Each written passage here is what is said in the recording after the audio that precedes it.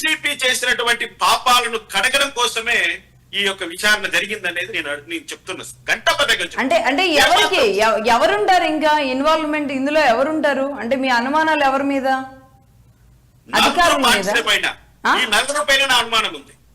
ఎవరండి? బీజేపీ పైన ఉంది, టీడీపీ పైన ఉంది, వైసీపీ పైన ఉంది, జనసేన పైన ఉంది. ఈ 4 పార్టీలు పాపం చేశాయి ఈ రోజు తిరుమల తిరుపతి వెంకటేశ్వర స్వామికి.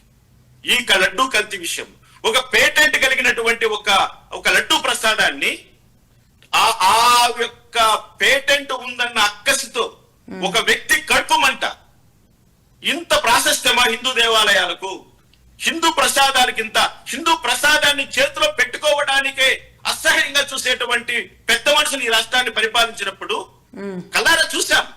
తీర్థ ప్రసాదాలను ఏ విధంగా నేలపాలు చేశారు కల్లారా చూశాం. అటువంటి వాళ్ళు పరిపాలించారట ఆ సమయంలో ఈ రాష్ట్రాన్ని. నేను అడుగుతున్నా బేటా కెరటన్ ఏంటి, ఎందుకు వాడతారు? నేను చెప్తా వినండి. కేవలం ఎల్లిష్ కలర్ రావడానికి వాడతారు, పసుపు కలర్ రావడం కోసం. ఈ ఎసిటిక్ యాసిడ్ ఈస్టర్స్ ఎందుకు వాడతారు? ఆ కెమికల్స్ పసిగట్టకుండా ఉండడం కోసం వాడతారు. ఈ యొక్క ఆర్టిఫిషియల్ గీ ఫ్లేవర్స్ ఎక్కడి నుంచి పుట్టుకొచ్చాయి, ఎలా తయారవుతాయి? ఫామ్ ఆయిల్ కు ఆ వాసన వస్తుందా? గీ వాసన తెప్పించడానికి ఏది వాడతారు? ఆవు కొవ్వో పంది కొవ్వో వాడతారు.